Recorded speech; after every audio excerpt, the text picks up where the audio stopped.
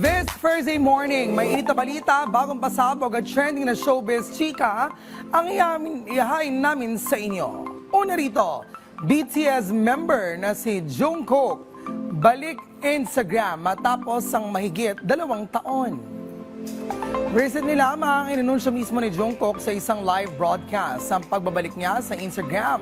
Sabay pakilala sa kanyang bagong account na @MNI Jungkook.